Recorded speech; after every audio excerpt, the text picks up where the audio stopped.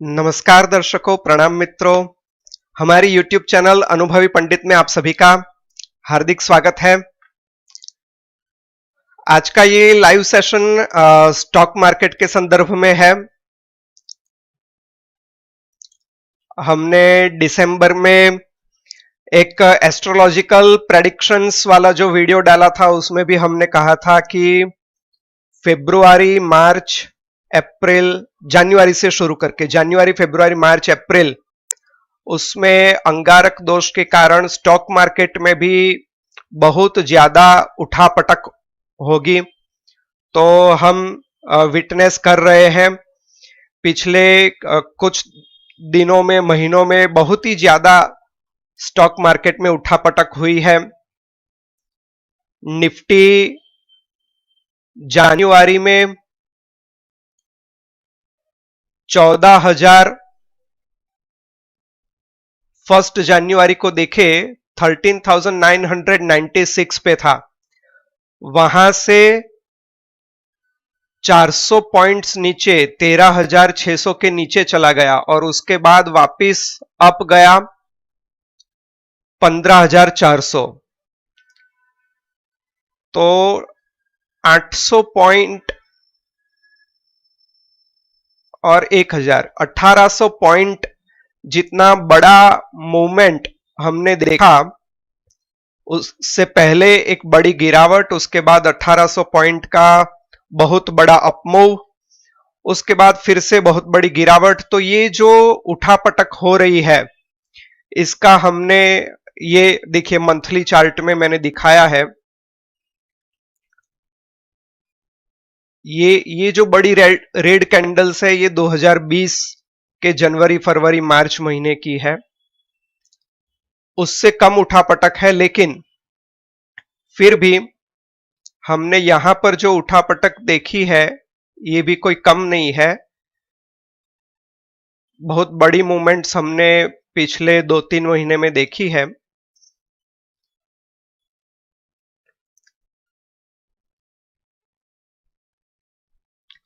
तो आज हम ये डिस्कस करने वाले हैं स्टॉक मार्केट में आगे क्या रुझान रहेगा, ट्रेडिंग और इन्वेस्टमेंट के लिए किन चीजों में ध्यान दे सकते हैं, कहां पर ट्रेडिंग करके मुनाफा कमा सकते हैं, कहां पर इन्वेस्टमेंट करके अपना वैल्यू बढ़ा सकते हैं, इन्वेस्टमेंट वैल्यू बढ़ा सकते हैं। हमने सितंबर में, हाँ जी, सितंबर मतलब 6 महीने पहले, 6 महीने पहले हमने एक वीडियो, बहुत विस्तृत वीडियो बनाया था, टेक्निकल एनालिसिस वगैरह किया था स्टॉक मार्केट, इंडेक्स का, स्टॉक्स का, कमोडिटीज का। और उसमें हमने कहा था कॉपर में लंबे समय के लिए अच्छा इन्वेस्टमेंट अपॉर्चुनिटी है। तो हमने देखा कॉपर में बहुत बड़ी मूवमेंट आई। जब हमने सजेस्ट किया उस समय कॉपर 524 रुपीस के पास था और उसके बाद ये कॉपर पहुंच गया 745। हमने सितंबर में जब सजेस्ट किया था बाय करने का, यहां पर आप देख सकते हैं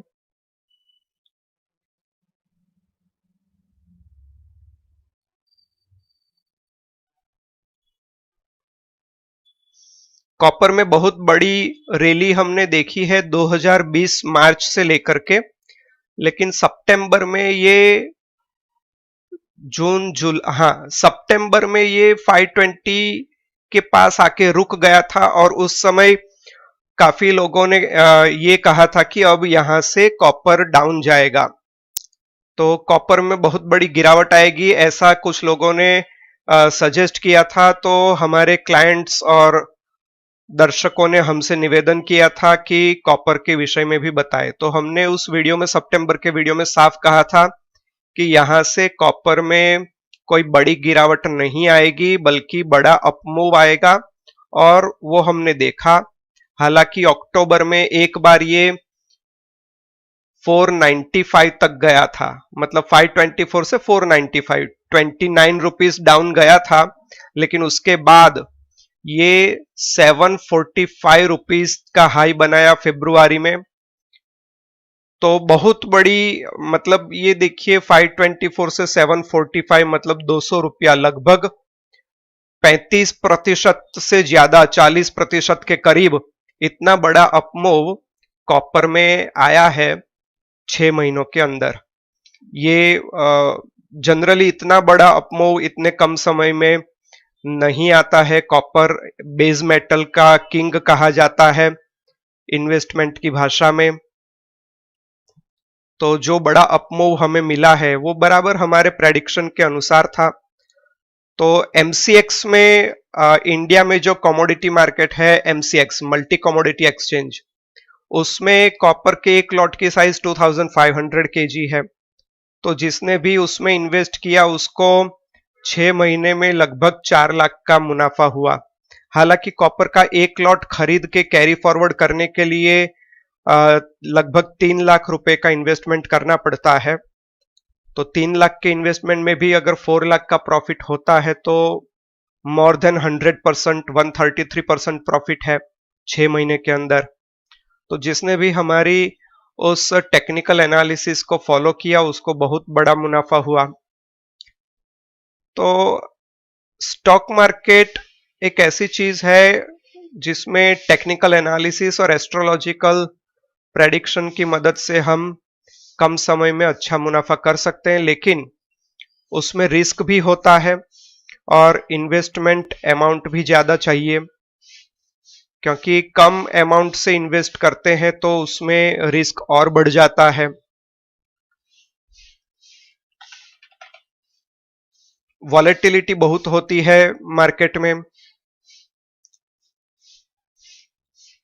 और विशेषकर अभी जो अंगारक दोष चल रहा है उसके कारण वॉलेटिलिटी बहुत ज्यादा बढ़ रही है। आज मैं कुछ बहुत ही इंपॉर्टेंट चीजें यहां पर दिखाऊंगा जिससे आपको आश्चर्य होगा कि इस अंगारक दोष के चलते और विष योग के चलते क्या क्या हुआ है। हाँ जी, इसमें न केवल रेगुलर इन्वेस्टर्स, साधारण इन्वेस्टर्स ने तो हाथ जलाए हैं अपने, साथ ही विदेशी इन्वेस्टर्स, बड़े विदेशी निवेशक, और साथ ही बड़े इंस्टीट्यूशनल इन्वेस्टर्स को भी बहुत बड़ा लॉस हुआ है। तो यहां पर मैं आपको दिखाने जा रहा हूं कि किस प्रकार से ये लड़ाई, अंगारक दोष माना लड़ाई, तो ये लड़ाई स्टॉक मार्केट में भी भयंकर लड़ाई चल रही है। डीआईआई, एफआईआई में अभी आपको दिखाता हूं डीआईआई के बारे में, मतलब डोमेस्टिक इंस्टीट्यूशनल इन्वेस्टर्स। ये डोमेस्टिक इंस्टीट्यूशनल इन्वेस्टर्स का फिगर्स आप देख रहे हैं। यहां पर आप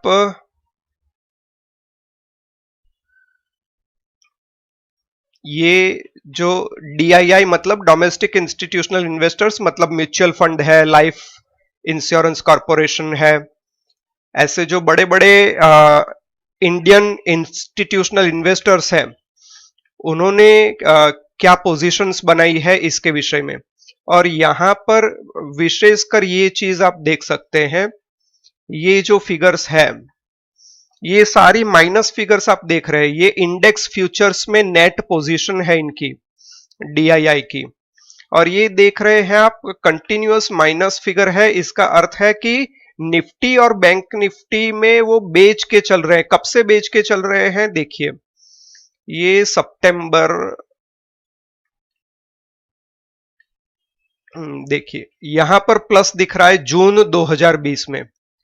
जून 2020 के बाद जुलाई 2020 से उन्होंने निफ्टी बैंक निफ्टी में सेल साइड पोजीशन लेना शुरू किया, और अभी हमने देखा कि निफ्टी में कितना भयंकर अपमूव आया है 2020 में मार्च के बाद।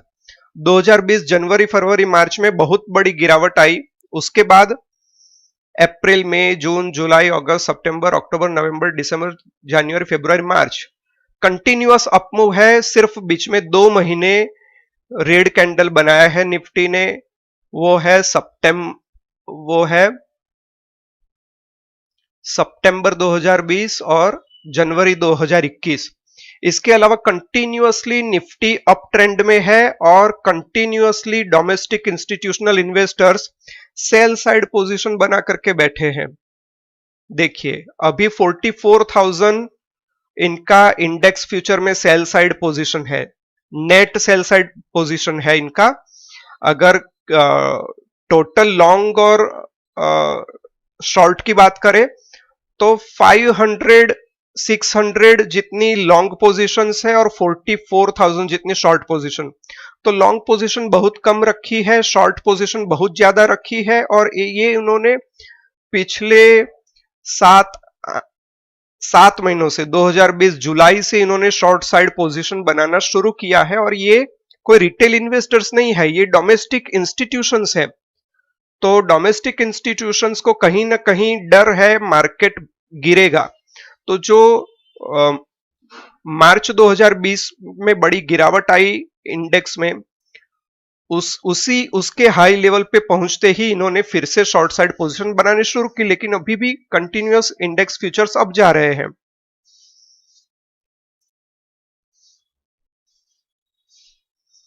तो ये तो हाथ जला रहे हैं ना। अब ये बड़े डोमेस्टिक इंस्टीट्यूशन इन्वेस्टर्स है, वो भी अपने हाथ जला रहे हैं।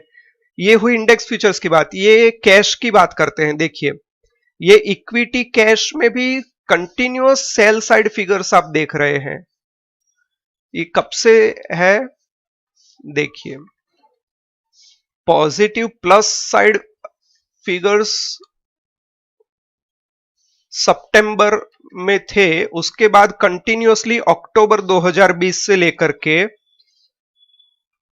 2000 करोड़, 3000 करोड़, 2500 करोड़, 500 करोड़, ये हर रोज का करोड़ ऑफ रुपीज में फिगर्स है। ये domestic institutional investors continuously shares बेच रहे हैं। बीच बीच में कभी खरीदारी की भी की है, जैसे 28 जनवरी को 1700 करोड़ की खरीदारी की, 29 जनवरी को 2400 करोड़ की खरीदारी की। उसके अलावा ज्यादातर सभी हर एक दिन में ये सेल साइड फिगर इनका देख रहे हैं हम, continuously sell side. Equity cash में भी ये बेच रहे हैं शेयर्स, इंडेक्स फ्यूचर्स भी बेच रहे हैं। तो बहुत पहले से जो खरीद के रखा हुआ है वो अभी बेच रहे हैं, है ना। क्योंकि इंस्टीट्यूशंस के पास बहुत पुरानी खरीदी हुई चीजें होती है, और इंडेक्स फ्यूचर्स इसलिए बेच रहे हैं वो हेज करने के लिए। क्योंकि इंडेक्स के स्टॉक्स में तो उनकी बहुत बड़ी खरीदारी होती है, तो उसको हेज करने के लिए इंडेक्स फ्यूचर्स में बेचा है। लेकिन वहां तो उनका हाथ जल ही रहा है, फिर भी वो शॉर्ट्स कवर नहीं कर रहे हैं। देखिए इनकी शॉर्ट पोजीशंस बीच में 1-2 दिन कवर करते हैं, फिर से बढ़ा देते हैं। ये 4 मार्च का लेटेस्ट फिगर है, 44,000 लॉट इंडेक्स फ्यूचर्स, चाहे निफ्टी बैंक निफ्टी। 3 मार्च को -35,000 था, तो 9,000 सेल साइड पोजीशन बढ़ा दी। उससे पहले यहां देखिए 45,000 22, 23, 24 फरवरी में भी थी। उसमें से 26 फरवरी को फरवरी का जो एक्सपायरी था 25 फरवरी गुरुवार, और 26 फरवरी शुक्रवार जो मार्च की बिगिनिंग, उन दिनों में उन्होंने शॉर्ट्स कवर किए। लेकिन 4 मार्च को कल फिर से उन्होंने शॉर्ट पोजीशंस बढ़ा दी है। तो domestic institutions continuously short side में बैठे हैं।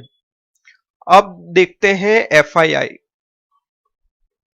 Foreign institutional investors.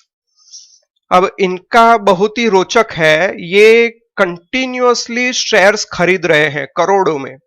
24 फरवरी के दिन तो 28,700 करोड़ की उन्होंने खरीदारी की। बीच में कुछ दिन जैसे 26 फरवरी को 8,000 करोड़ की बिकवाली की। इसके अलावा देखें तो कंटिन्यूअसली फॉरेन इन्वेस्टर्स खरीदारी कर रहे हैं इंडियन मार्केट्स में, और ये फॉरेन इन्वेस्टर्स के कारण ही स्टॉक मार्केट इतना तेजी से पिछले एक साल में 2020 अप्रैल से लेकर के अभी तक मार्केट इतना ऊपर भाग रहा है, ये इनके कारण है। इन्होंने खरीदारी शुरू की अक्टूबर में, सितंबर तक ये भी बेच रहे थे। अक्टूबर 2020 से देखिए, अक्टूबर 2020 से इन्होंने मार्केट में खरीदारी करना शुरू किया। और इंडेक्स फ्यूचर्स की अगर बात करें, इंडेक्स फ्यूचर्स नेट पोजीशन, जहां पर डीआईआई सेल साइड में है, वहां पर ये foreign institutional investors continuously long side में है। इंडेक्स फ्यूचर्स उन्होंने खरीद के रखे हैं और ये 88,000 लॉट था इनका लॉन्ग पोजीशन जनवरी 2021 में। उसमें से धीरे धीरे उन्होंने कम किया है और हमने देखा जनवरी 2021 में हल्की सी गिरावट भी आई है निफ्टी में, फरवरी में फिर भी अप गया है। तो अभी इन्होंने लॉन्ग पोजीशन कम करना शुरू किया है मार्च में। 25 फरवरी को 64,000 लॉट इनके लॉन्ग साइड में थे इंडेक्स फ्यूचर्स में, और अभी केवल 16,800 लॉन्ग पोजीशंस है। तो ये जो स्टॉक मार्केट इतना तेजी से अप गया है, इसके पीछे फॉरेन इन्वेस्टर्स का हाथ है। इन्होंने जमकर खरीदारी की है पिछले कुछ महीनों में, लेकिन पिछले कुछ दिनों की बात करें तो इन्होंने भी अपने हाथ जलाए हैं और इसलिए इन्होंने अपनी पोजीशन कम करना शुरू किया है। कैसे हाथ जलाए हैं, क्या हुआ है, मैं आपको दिखा देता हूं। लेकिन यहां पर ये आपको एक निवेदन करना चाहूंगा, अगर आपने अभी तक हमारी YouTube चैनल को सब्सक्राइब नहीं किया है तो तुरंत ही हमारी YouTube चैनल को सब्सक्राइब कर लीजिए और बेल आइकॉन को दबा दीजिए ताकि आपको नोटिफिकेशंस प्राप्त होते रहे हमारे नए वीडियोस के, लाइव सेशंस के। तो आइए मैं आपको दिखाता हूं फॉरेन इंस्टीट्यूशंस ने भी कैसे अपने हाथ जलाए हैं। देखिए, 26 फरवरी के दिन इन्होंने इंडेक्स फ्यूचर्स में 3,800 करोड़ की बिकवाली की। 26 फरवरी के दिन 3,800 करोड़ की बिकवाली की। अब यहां पर मैं निफ्टी का डेली चार्ट दिखाता हूं। तो ये 26 फरवरी के दिन ये जो रेड कैंडल आप देख रहे हैं,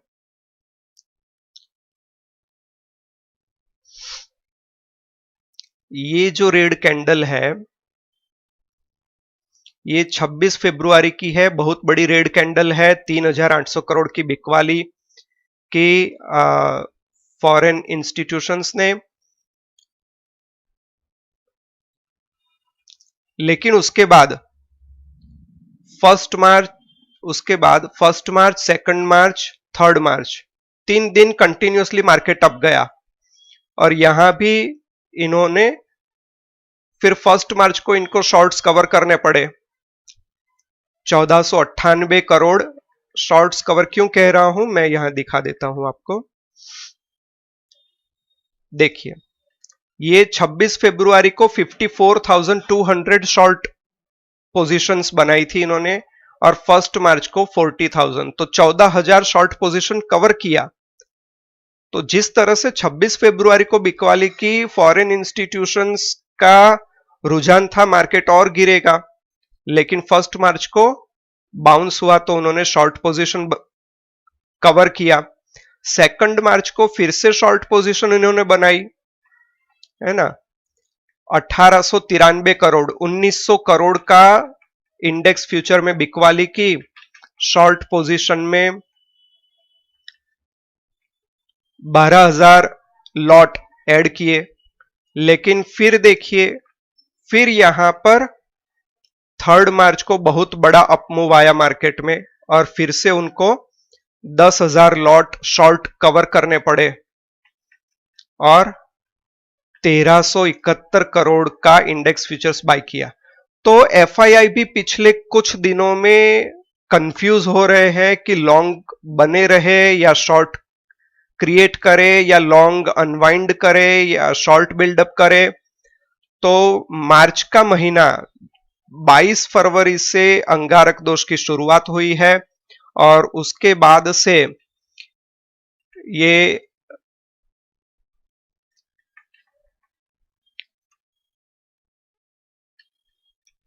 फॉरेन इन्वेस्टर्स ने अपनी पोजीशंस हल्की करना शुरू किया है 26 फरवरी से।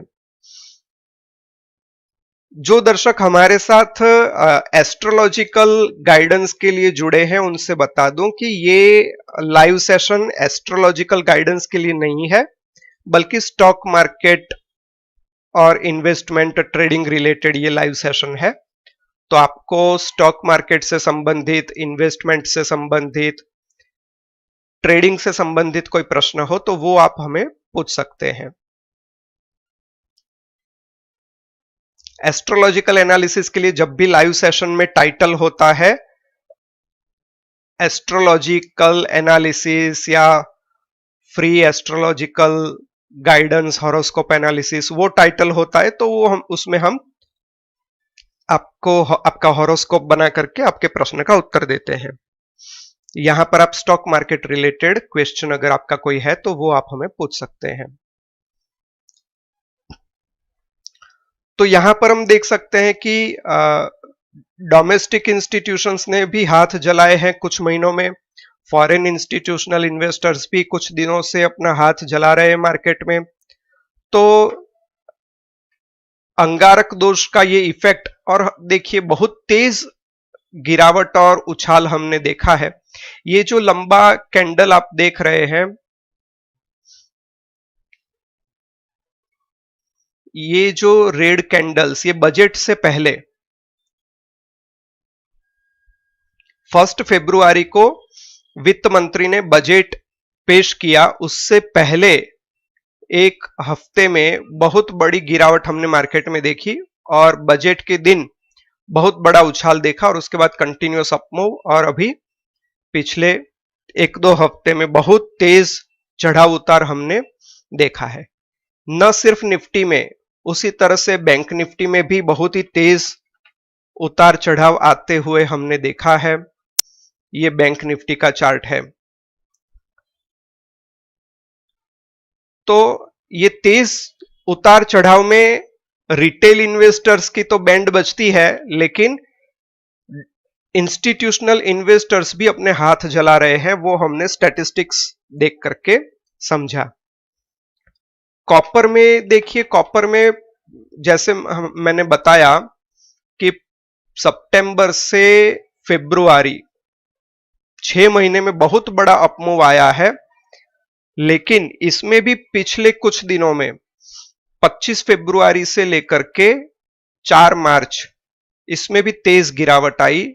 745 से ये 663, 80 रुपए गिर गया।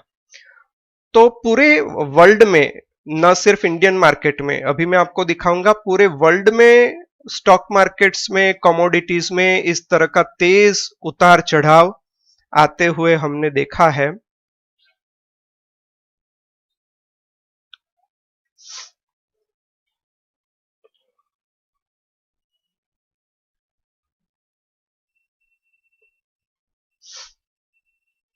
ये आप देख सकते हैं,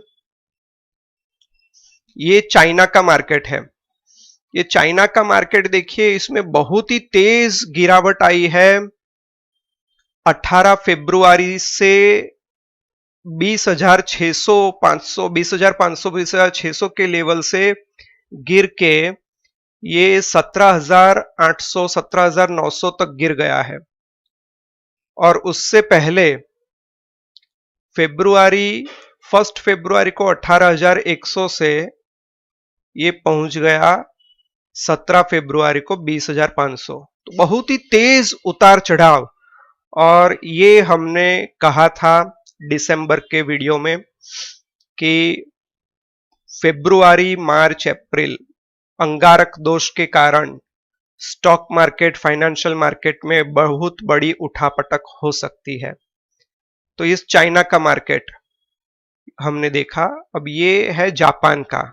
जापान के मार्केट में भी इसी तरह से तेज उतार चढ़ाव देखा है। ये हांगकांग का, वो भी उसी प्रकार से है।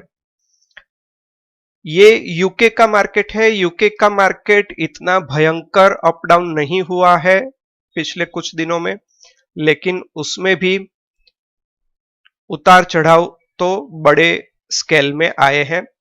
यूके में ज्यादा उतार चढ़ाव आए थे जनवरी में। जनवरी में भी हमने कहा, दिसंबर के वीडियो में हमने जनवरी के बारे में भी कहा था कि जनवरी में शनि और सूर्य की युति के कारण विष योग बन रहा है, तो उसका ज्यादा इंपैक्ट पड़ा लंदन यूके के मार्केट में। ये जर्मनी का मार्केट है। जर्मनी के मार्केट में भी उठापटक हुई है, लेकिन थोड़ा कंट्रोल में है। ये फ्रांस का है। ये इटली का इंडेक्स है, और ये डाउ जोन्स अमेरिका का। तो ये डाउ जोन्स जो अमेरिका का इंडेक्स है, इसमें हमने देखा फरवरी में, जैसे इंडियन मार्केट में फरवरी में तेज उछाल आया, उसी तरह से यूएस मार्केट में भी आया है। और फरवरी का अंत आते आते अंगारक दोष का इफेक्ट शुरू हो गया। एसएनपी में भी तेज उतार चढ़ाव हमने देखा। नास्डेक में सबसे ज्यादा गिरावट हमने देखी है यूएस मार्केट में। इसने फरवरी के लोज को तोड़ के जनवरी फरवरी के लोज के नीचे चला गया है नास्डेक, और उसके कारण इंडियन मार्केट में भी हम देख सकते हैं कि टेक्निकल टेक स्टॉक्स में गिरावट बढ़ सकती है। हमने सितंबर के वीडियो में यह भी कहा था कि गोल्ड में भी गिरावट आ सकती है, गोल्ड और सिल्वर में भी गिरावट आ सकती है। जब तक वॉर शुरू नहीं होता तब तक फिर से इसमें गिरावट आ सकती है। तो ये हमने देखा जनवरी फरवरी में गोल्ड में तेज गिरावट हमने देखी है। उसी तरह से सिल्वर में भी हमने फरवरी में गिरावट देखी है। क्रूड ऑयल के विषय में हमने चेतावनी दी थी कि क्रूड ऑयल में गिरावट के बजाय बढ़त आने की संभावना ज्यादा है, और बड़े अप डाउन मूव्स इसमें आ सकते हैं। तो क्रूड ऑयल में ज्यादातर हमने अप मूव देखा है। बीच बीच में थोड़े सेशन गिरावट के भी आए हैं, लेकिन ज्यादातर क्रूड ऑयल में अप मूव रहा है। नेचुरल गैस में बहुत ही भयंकर उठापटक हुई है। गैस अपने आप में वॉलेटाइल होता है, नेचुरल गैस, और उसमें भी अंगारक दोष अभी शुरू हुआ है। तो ये फरवरी का महीना बहुत ही तेज अपमूव और बहुत ही तेज गिरावट हमने नेचुरल गैस में देखी है। जनवरी में भी उसी प्रकार से तेज अपमूव और फिर तेज गिरावट हमने नेचुरल गैस में देखी है।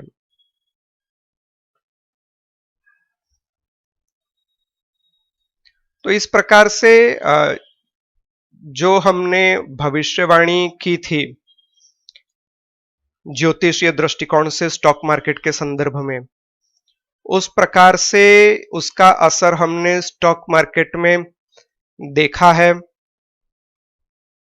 और आगे 13 अप्रैल तक या अप्रैल के पहले महीने दूसरे महीने तक इसी प्रकार से हम तेज उतार चढ़ाव देख सकते हैं।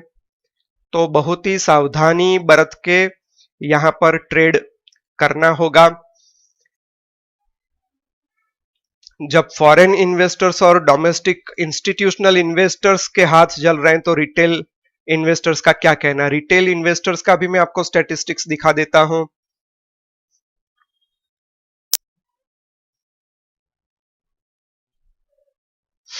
ये है रिटेल क्लाइंट्स का स्टैटिस्टिक, और यहां पर देख सकते हैं ये इंडेक्स फ्यूचर में नेट पोजीशन अभी इनका 43,900 प्लस साइड में पोजीशन है 4 मार्च के दिन। तो कल ही के दिन इन्होंने बहुत बड़ी रिटेल क्लाइंट्स ने लॉन्ग पोजीशंस बनाई, जबकि 3 मार्च को केवल 8,600 लॉन्ग पोजीशंस थी। तो 4 मार्च को इतनी ज्यादा लॉन्ग पोजीशन बनाई और 5 मार्च को आज मार्केट में जबरदस्त गैप डाउन ओपनिंग हुई, तो यहां रिटेल क्लाइंट्स ने अपने हाथ जला दिए। जबकि पिछले 2-4 दिनों में जब फॉरेन इन्वेस्टर्स के हाथ जल रहे थे तो वहां रिटेल क्लाइंट्स ने अच्छा मुनाफा किया। 26 फरवरी को उन्होंने लॉन्ग पोजीशंस क्रिएट की। 25 फरवरी को 18,700 शॉर्ट पोजीशन थी इंडेक्स फ्यूचर्स में और 26 फरवरी को लॉन्ग पोजीशन बनाई और हमने देखा कि 26 फरवरी के बाद first, second, third March Nifty में बहुत अच्छा अपमूव आया, तो उसका बेनिफिट रिटेल क्लाइंट्स ने लिया। लेकिन कल 4 मार्च के दिन लॉन्ग पोजीशन बना करके इन्होंने गलती कर दी और आज 5 मार्च को मार्केट गैप डाउन हुआ, तो आज इन्होंने अपने हाथ जला दिए।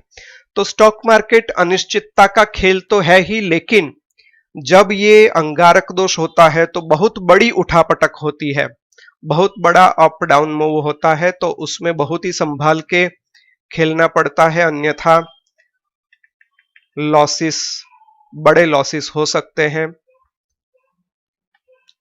यहां पर हम देख सकते हैं कंटिन्यूअसली सेल साइड पोजीशन में, जैसे डोमेस्टिक इंस्टीट्यूशन सेल साइड में थे उस तरह से रिटेल क्लाइंट्स भी नवंबर से, डोमेस्टिक इंस्टीट्यूशंस तो जुलाई अगस्त से सेल साइड में थे, रिटेल क्लाइंट्स ने नवंबर से इंडेक्स फ्यूचर्स में सेल साइड पोजीशन बनाना शुरू किया और मार्केट कंटिन्यूअसली अप चढ़ता गया। थक के इन्होंने जनवरी में शॉर्ट पोजीशंस कवर की रिटेल क्लाइंट्स ने ओवरऑल, और फरवरी में लॉन्ग पोजीशंस बनाई और फरवरी में इनको लॉन्ग पोजीशन में बेनिफिट हुआ। लेकिन अभी मार्च में जो लॉन्ग पोजीशन बना रहे हैं उसमें आज रिटेल क्लाइंट्स को बहुत बड़ा लॉस हुआ होगा। तो ये स्टैटिस्टिक्स, ये सभी नेशनल स्टॉक एक्सचेंज की वेबसाइट से हम डेली बेसिस पे हम ये स्टैटिस्टिक्स प्राप्त करते हैं और उसको यहाँ पर एक्सेल शीट में एक साथ मेंटेन किया है, टेक्निकल एनालिसिस के साथ साथ स्टैटिस्टिकल एनालिसिस करने के लिए, और उस एनालिसिस के बेस पे हम समझ सकते हैं कि स्टॉक मार्केट में क्या पोजीशन बनानी चाहिए।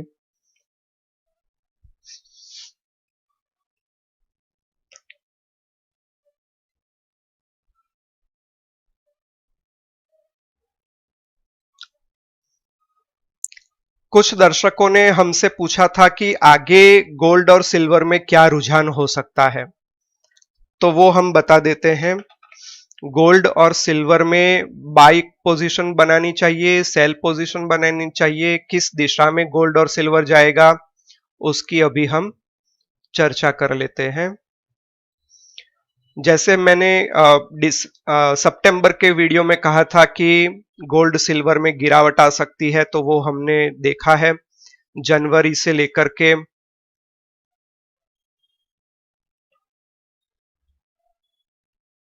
वैसे गोल्ड में अगस्त से ही गिरावट आना शुरू हुआ है।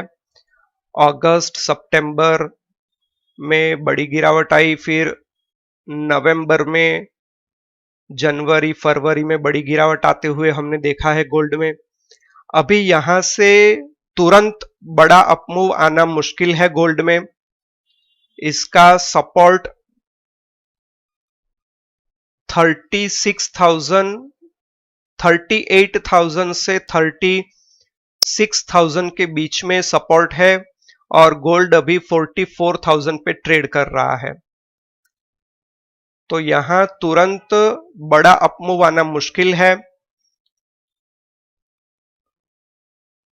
ये हम डेली चार्ट, ये मंथली चार्ट था, अभी हम इसका वीकली चार्ट ओपन करते हैं।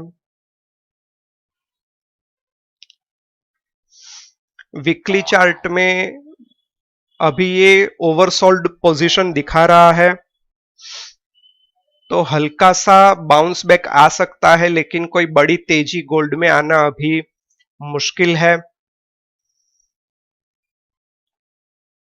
गोल्ड ने इंडियन मार्केट में 56,500 का हाई बनाया अगस्त में, और उसके बाद अभी 44,400 पे चल रहा है। और गोल्ड में यहां से और गिरावट आ सकती है, ये 36,000 तक भी गिर सकता है। जो हाई बनाया था 2013 में, 34,800 का जो हाई बनाया था वही इसका सपोर्ट बनेगा अभी नया। तो 38,000 से 36,000 के बीच में गोल्ड में सपोर्ट मिल सकता है, और उसके बाद फिर वहां पर गोल्ड में बाय किया जा सकता है, तब तक गोल्ड में गिरावट आ सकती है। अब सिल्वर की बात करते हैं। जिस तरह से गोल्ड में भयंकर गिरावट देखी है, उस तरह से सिल्वर में हमने नहीं देखा है। सिल्वर में कम गिरावट आई है और बाउंस बैक भी हुआ है। तो सिल्वर में हमने देखा 77,800 का हाई बनाया है अगस्त में। उसके बाद सितंबर में तेज गिरावट आई, 56,000 तक गिरा, उसके बाद फिर से बाउंस बैक आया है। तो सिल्वर में बहुत बड़ी गिरावट आने की संभावना कम है, हालांकि फिर भी ये 60,600 तक गिर सकता है अगले 1-2 महीने में, अप्रैल तक।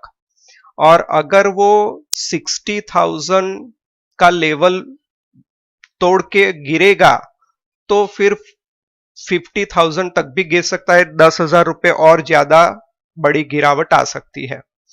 तो इसलिए सिल्वर में भी संभालना चाहिए। कोई बड़ी अपसाइड यहां से तुरंत नहीं दिख रही है।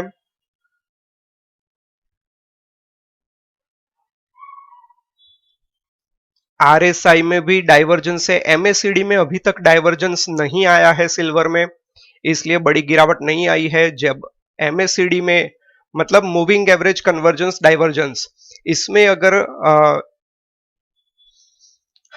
डाइवर्जेंस आ जाता है, नेगेटिव डाइवर्जेंस, तो फिर सिल्वर में भी बहुत बड़ी गिरावट आ सकती है। तो फिलहाल तेजी के चांस कम है सिल्वर और गोल्ड में। तो ये जिनका प्रश्न था गोल्ड सिल्वर में क्या करना चाहिए, तो उछाल पे बेचने का ही काम करना चाहिए गोल्ड और सिल्वर में। और कॉपर, कॉपर में जो तेजी आने थी वो ऑलमोस्ट आ चुकी है। 524 से लेकर के 745, 220 रुपए की, 221 रुपए की बहुत बड़ी तेजी हमने 6 महीने में देखी।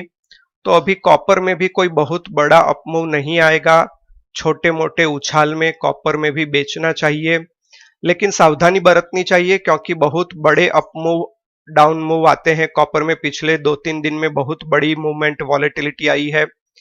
इसलिए अगर आपके पास इन्वेस्टमेंट के लिए बड़ी अमाउंट नहीं है, लॉस सहन करने की शक्ति नहीं है, तो फ्यूचर्स में, कमोडिटी फ्यूचर्स में या इक्विटी फ्यूचर्स में काम नहीं करना चाहिए।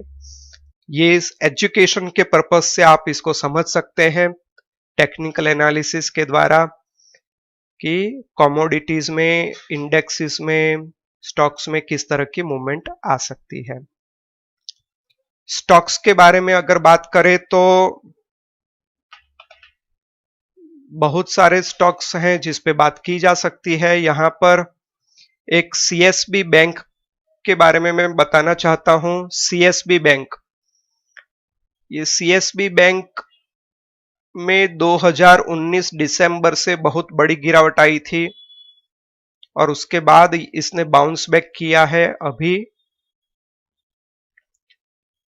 260 रुपीस के आसपास है। तो यहां से इसमें थोड़ा बहुत अपमूव और आ सकता है। कुछ लोगों ने सीएसबी के बारे में पूछा था, इसलिए हम बता रहे हैं। रिलायंस इंडस्ट्रीज की बात करें,